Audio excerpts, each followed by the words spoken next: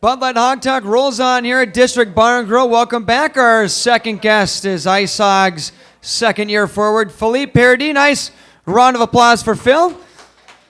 Welcome back. I remember last year we did this, and we cranked right through it. Yeah, that was not too bad. Not too bad, right? You took it easy on me. So. Yeah, I'll take it easy on you, right? So that's exactly. Well, I got to start out with this because it's. I think it's one of the most difficult traits to have in pro hockey and to be effective. It's you got the heavy hitter award last year for the Rockford IceHogs, and you've picked up again this year where you left off. Talk about the art of checking. It's something that I think has kind of been reinvented a little bit because of the safety precautions put in the game, which needed to be done. But how difficult is it to try to size a guy up and try to just run him over? It's always hard. Like you always have to look around and stuff, like to know before you're gonna hit the guy, if he looks at you, and then if he turns his back, and sometimes it goes so fast too, so you don't really have time to react or whatever. So sometimes I get a backboarding, and the guy pretty much turns in front of me. So some are pretty scared about it still. So that sometimes make it worse too. But when two guys are ready to get the hit going and stuff. Right. It's always make it easier and stuff. The injuries sometimes gonna happen. It's a game. It's a rough game. But if both parties are prepared for it or getting it, that it's coming or whatever. Usually it's even better than they can brace for it a little bit, right? But you just have to, skate into it, and then if you're close, you get and you see the guy's not looking at you at all. Sometimes you just gotta turn and all right, I'm not gonna give that one, but But sometimes you can't hold up, and that's you see something in slow motion. This is always my argument when they're dishing out suspensions and stuff. And I'm not saying that they're not always warranted, but you play something in slow motion and you see how a guy gets checked into the boards, but maybe the guy's turning his back at the last second. It looks a lot worse, right? Yeah, exactly. Sometimes the other guy falls. He puts himself in trouble or whatever. It happened to me this year. I went to finish my head on someone, and not even I don't know. It was opening night against Charlotte, right? Yeah, was that the? And the guy ended up 2 kicking. feet from me. He turned his back. I'm too fast to stop or whatever. Right. Just take the hit, and nothing bad's gonna happen. Sometimes it happens, but it's coming so fast too, so it's hard to tell. Now, I'm going to assume this is the way that you've always played. Have you always played this way, where you've always been an energy guy, or is it something? I mean, no, not even. No?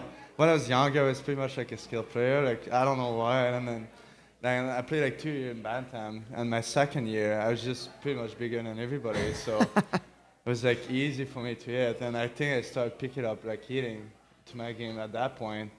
And then I played midget AAA, and then I didn't really play that much that year, so pretty much all I had to do was finishing my hit, and then come back to junior. And then my first year was kind of a skill player, PP guy and stuff, and more I was getting older and stuff. I had especially my second year, when I got my draft year, that I had that to my game, and I thought that was helping me a lot.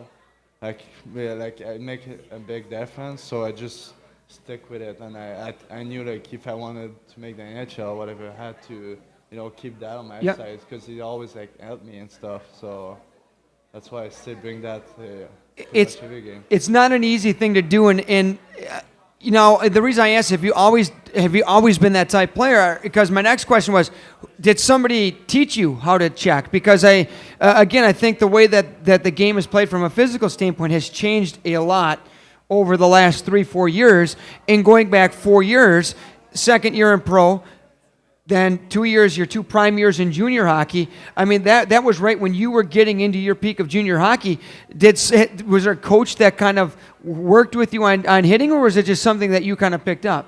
Yeah, pretty much. I think I kind of picked up on that. I just read it from, I kind of read the play and then just try and go skate to that way, and it seems to always working to me. But I mean, I don't think there's really a coach who paid attention to me. Yeah, of course, my coach always told me to put my stick on the ice and take care of the elbows and stuff.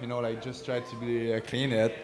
But I don't think really someone really take the time and show. It's supposed to when you come into a contact game or whatever. You're supposed to already know all to hit. They're supposed to show you before that. they show you the base, but like I don't know, you just kind of develop yourself, you know. I mean, again, I didn't play very high level of hockey, but I never really remember a coach when we were able to check, which was Bantam hockey. Yeah, I don't really remember a coach actually breaking down, here's how you check. And yeah, they told you don't check from behind, and I know now they put stop signs. At least USA Hockey does that, and I think they do in Canada too, right? Yeah. But nobody actually said keep. Maybe they told you keep your arms in tight, but Like they never show you like how to do an open net or whatever. Yeah. They always show you like try along to the get, boards. like, yeah. on the board, like try to get in front of the guy, just take the puck from him. Yeah. That's pretty much what they showed you. But like, you get older, you watch like the NHL, like or whatever, like the levels there, and you just try to pick up like, oh, that guy's doing that, so I'm gonna try to do that. Yeah. I'm gonna try to do that way, and then like, I don't know, you just kind of pick it out. Philippe Paradis is our guest. It's Bud Light Hog Talk here at District Bar and Grill. We're here just about every Monday after a little bit of a hiatus. We're back rolling here, and you're from Quebec, Normandie. Is that how you say that? Normandin. Normandin. There you can see. That's better. Pretty close, right? Yeah, oh yeah. Now everybody assumes, okay, you're from Canada. You go back home in the summer. There's hockey rinks all over the place, and I kind of had the assumption too before I started working in pro hockey. And you're in one of the situations where, when you go home for the summertime, the only ice around you is probably the ice in your drink on the farm, right? There's not a whole lot of ice rinks around Normandin, right? I always have to drive up a little bit, like an hour or two, and then like there's one. The closest one's like a half an hour from my place during the summer, which is like not too bad for me. So I don't have to drive 2 hours. But no, like during the summer, it's pretty much like that. Like they pretty much close all the arenas because it's too expensive to make them work, whatever, all summer. Sure. So how difficult is that when you're training during the summer? And I know a lot of guys don't even get on the ice until late July, early August, unless I'm sure if they're going to Europe, they're going to get on the ice a little bit early. But guys like you that are, NHL contracted guys playing the NHL, the AHL, the Coast, wherever it might be, you guys probably want to get on the ice by late August. And if there's not a whole lot of ice, I mean, do you do that commute? Do you drive back and forth, or do you just stay with some buddies? And I got pretty much like I got friends everywhere in my region because of hockey when I was younger. Sure. Like I said, the Bantam team and the Pee Wee team, like they were like taking guys from all over the region and make one team with that because we're not enough. So they call working the network a little bit there, yeah, right? Pretty much. You always need a place to crash. Yeah, so like we were like doing pickup teams because we're not enough people to play against like the other like Quebec City or whatever. Mm-hmm. Like we're doing one team and Quebec City was doing 5. Yeah. So now from that on I got like friends everywhere, and I'm just, hey, can I come for you a couple days? I have to ski and stuff. So like they're always like pretty happy to say yes and stuff. And then later during the summer, there's a team from the junior, like from the Q. Mm-hmm. They do Eastern my region, so I know the coach pretty good there. So I always ask him at the end if I can go and skate with those guys. Yeah, get a little ice time there. Exactly. Now, the hockey community is very small. Everybody knows somebody who knows someone.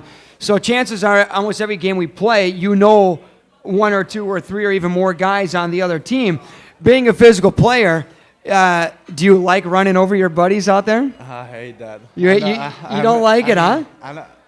I'm not like really a mean person. Yeah. Like in real life, I don't even know why I'm like that physical on the ice because it's like exactly the opposite of me off the ice, And then that's the worst. Like when I play against someone, and it just make it so difficult because I'm not gonna change anything. But right. Like, it's always like make it like harder, Like you're always thinking. Yeah. There's more thinking, when you play against someone, Right. You never want to hurt anybody, and that's not the objective. But you're just doing your job. Especially if you see one of your friends too. You just sometimes I just like finish my head on them just to like laugh after the game or whatever. Gotcha on that one, yeah. But as soon as I get the puck back for our team, that's the first reason you play. So. It's funny because I've heard it both ways. I've heard guys saying it like what you're saying where, you're thinking, okay, this is my buddy back home, and there's some other guys, and I can pick out one of them, Andrew Shaw, that he's going to hit. If you're his buddy, you probably got a target on your back. I would probably do the same with Shaw.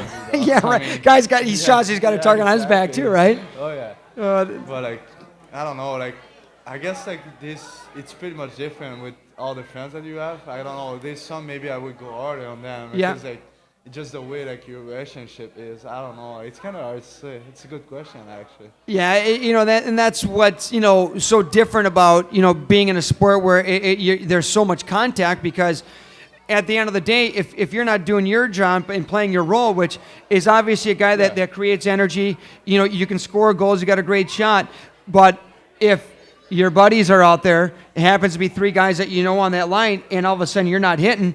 You're not doing your job, and all of a sudden that doesn't look good on you. But actually, I'm lucky because I don't have really much, a lot of friends, like especially on our side of the division. Yep. So it make it easier for me a little bit.